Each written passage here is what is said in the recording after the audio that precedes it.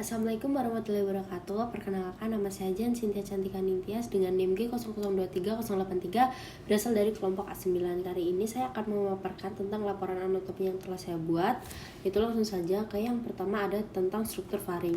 Nah, di faring itu yang pertama ada nasofaring yang terletak di skeletopis vertebrae cervicalis 1 sampai dengan vertebrae cervicalis 2. Nah, ada pula fungsi dari nasofaring ini yaitu sebagai respirasi. Nah, lalu ada choana yaitu sebagai penghubung antara nasofaring dan juga posterior kavum-nasi. Lalu yang kedua ada optae, yaitu optae ini merupakan ostium yang merupakan pintu masuk dari tuba auditiva yang menghubungkan nasofaring dengan kavitas timpanika telinga. Lalu ada tonsilla faringea atau biasa disebut dengan adenoid. Nah, adenoid ini terletak di membrana mukosa dinding posterior nasofaring dan merupakan pembesaran dari tonsilla faringea. Ini tuh dikenal sebagai hipertrofi adenoid yang dapat mengobstruksi aliran udara dari hidung dan mempengaruhi pertumbuhan wajah. Nah, biasanya tonsilla pharyngealis ini banyak terlihat pada anak-anak dan akan mengecil saat kita sudah pubertas. Lalu ada juga torus tubarius, yaitu merupakan peninggian di sebelah posterior dan superior optae. Lalu ada torus levatorius, yaitu merupakan peninggian di inferior optae yang dibentuk oleh musculus levator veli palatini. Lalu yang terakhir ada recessus pharyngeus, yaitu terletak di dorsal torus tubarius dan memanjang ke atas sampai atap faring. Jaringan limfoid yang kadang-kadang terdapat di membran mukosa di recessus pharyngeus ini disebut sebagai tonsilla tuberia. Lalu yang kedua ada orofaring, yaitu terletak di skeletopis vertebrae cervicalis 2 sampai vertebrae cervicalis 3. Nah, ada pula fungsi dari orofaring yaitu sebagai proses pencernaan. Nah, di orofaring ini yang pertama ada isthmus faucium. Lalu yang kedua ada arcus palatoglossus. Nah, arcus palatoglossus ini adalah suatu pelipatan mukosa di anterior fossa tonsillaris, yaitu membentang dari palatum mole hingga tepi lingua, terbentuk karena adanya desakan dari musculus palatoglossus. Lalu ada juga arcus palatopharyngeus. Nah, ini itu merupakan suatu pelipatan mukosa di posterior fossa tonsillaris yang membentang dari palatum mole hingga dinding lateral pharynx, dan dia itu terbentuk karena adanya desakan dari musculus palatopharyngeus. Lalu ada fossa tonsillaris, yaitu cekungan di antara arcus palatoglossus dan arcus palatopharyngeus. Fossa tonsillaris ditempati oleh tonsilla palatina.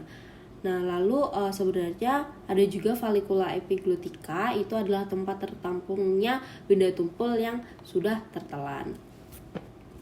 Lanjut di laryngofaring. Laryngofaring terletak di vertebrae cervicalis 3 sampai dengan vertebrae cervicalis 5. Ada fossa piriformis dan adductus larynx. Nah, untuk fossa piriformis itu terletak di kanan dan kiri laryngofaring dan berfungsi untuk menampung benda tajam yang tertelan. Nah, biasanya benda tumpul itu tertampungnya di vallicula epiglotica tadi. Nah, lalu adductus larynx itu akan merupakan pintu masuk menuju larynx dan terletak pada dinding anterior laryngofaring. Nah, masuk ke struktur eksterna jantung. Nah, letak dari core ini yaitu ada di kavitas torakis, tepatnya di mediastinum medius, dan diaratkan pada kavitas torakis.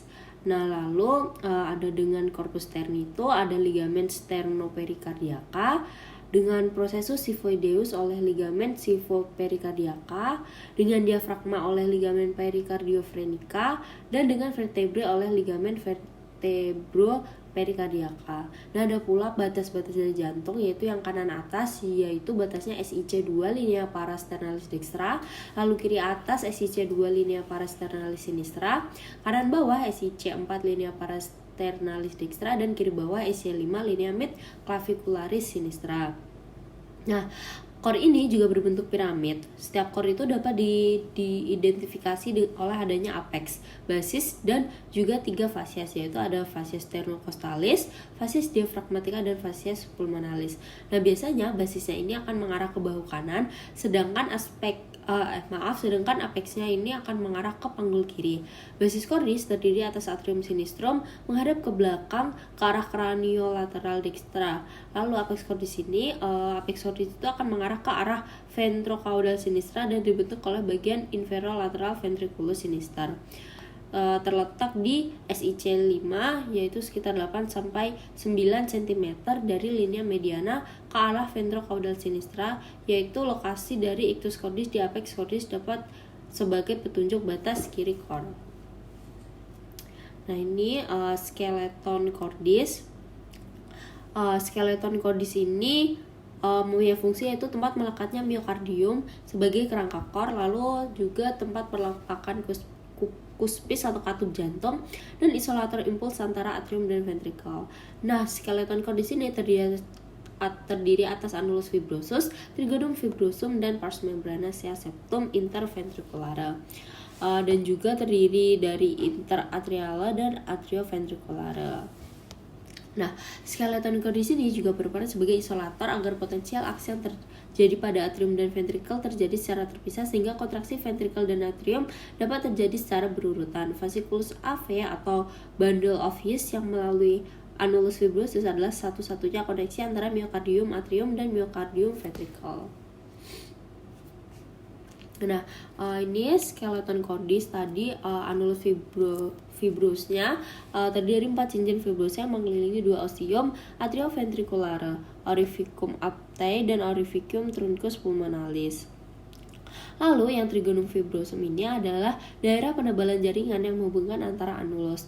Trigonum fibrosus dextrum ini di antara annulus fibrosus valva aorta dan annulus atrioventricular dextra, sedangkan trigonum fibrosum sinistrum ini terletak di antara annulus fibrosus valva aorta dan annulus atrioventricular sinistra.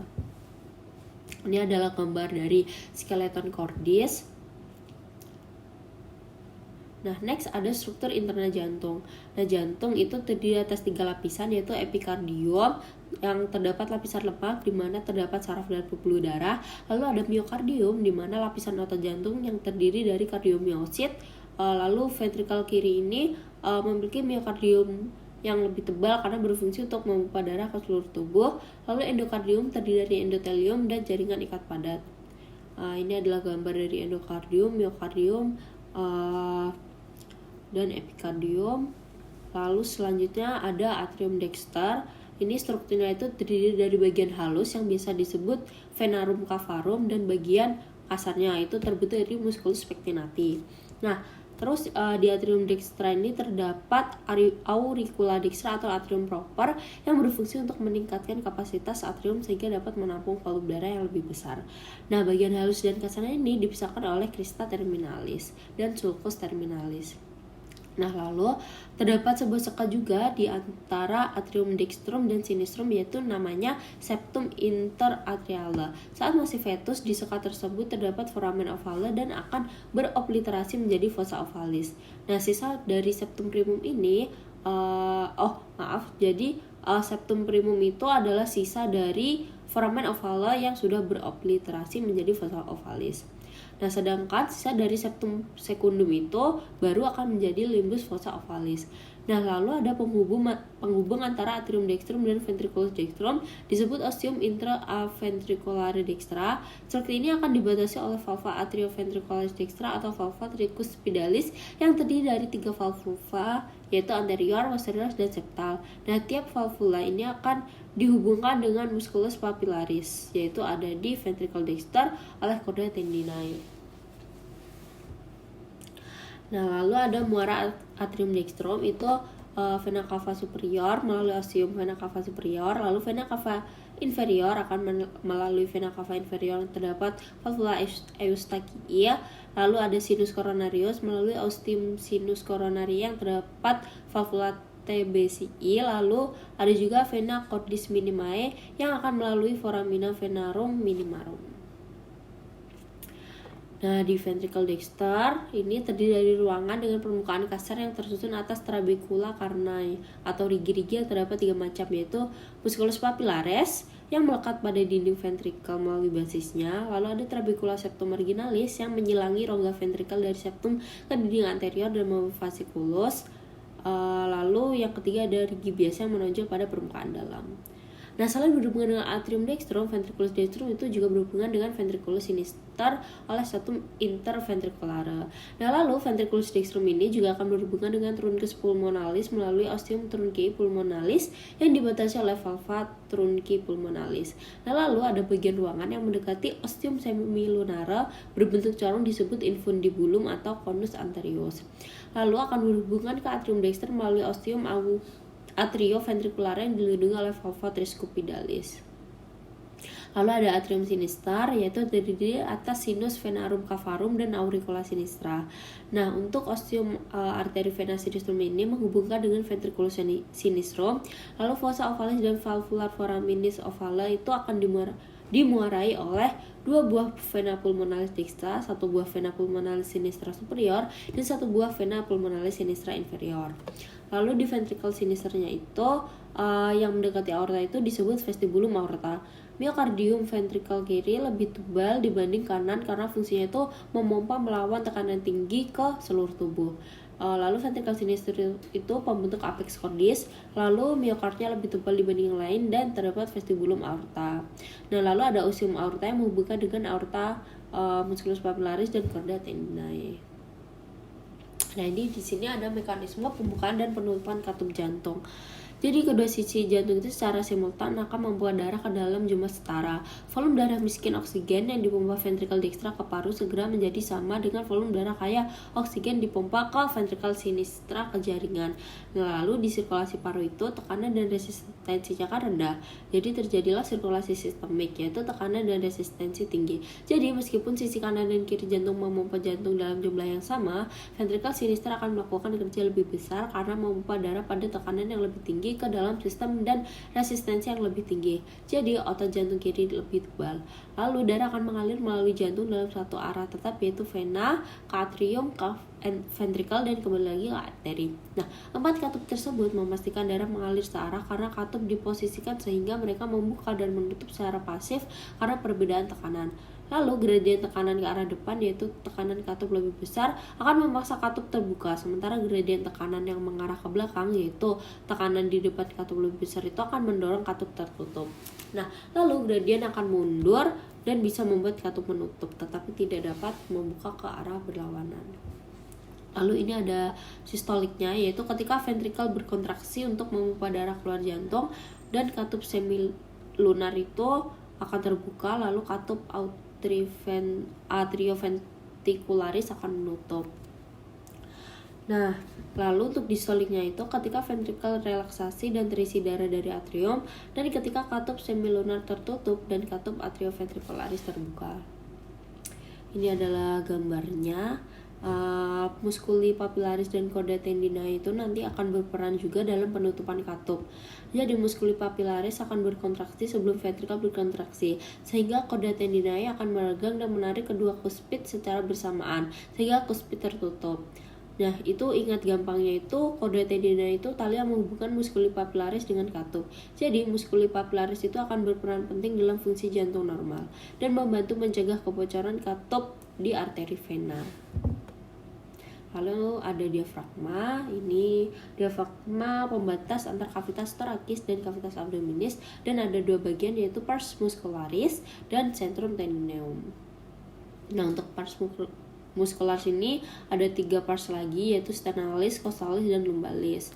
Nah, untuk sternalis ini bisa dibaca ada trigonum sternocostalari yang dilewati oleh arteri vena epigastra superior dan vasa lymphatica, yaitu tempat lemah hernia diafragmatika. Lalu ada pars costalis, yaitu bentukannya kubah pada diafragma. Lalu ini ada pars lumbalis, ada arcus, lalu ada penebalan juga oleh fascia musculus vas major dan penebalan fascia oleh musculus quadratus. Bisa dibaca. Lalu ada centrum tendineum, ini terdiri dari hiatus aorticus setinggi VTH 12, ada hiatus esophagus setinggi VTH 10, dan foramen vena cava mergagni setinggi VTH 8. Lalu ada juga trigonum sternocostale tadi. Nah, ini adalah neurovaskularisasi diafragma. Vaskularisasinya ada arteri verenica inferior, arteri verenica superior, arteri perikardioverenica, dan arteri musculofrenica. Lalu ada juga drainase vena, itu inervasinya dengan nervus phrenicus.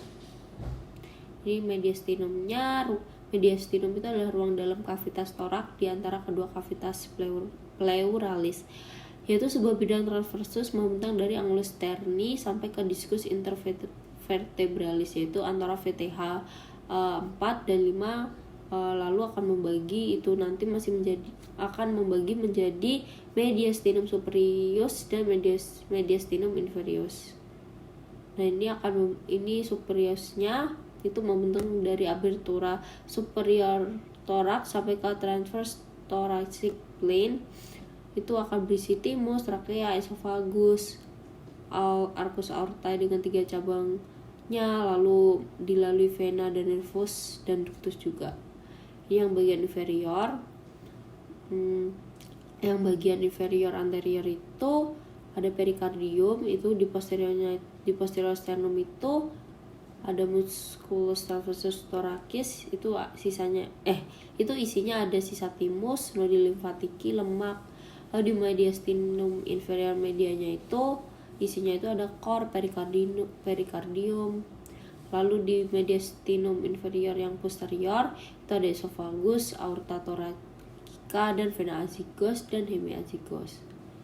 Sekian pemaparan laprak anatomi dari saya. Mohon maaf apabila ada kesalahan kata maupun kesalahan dalam menjelaskan. Terima kasih. Wassalamualaikum warahmatullahi wabarakatuh.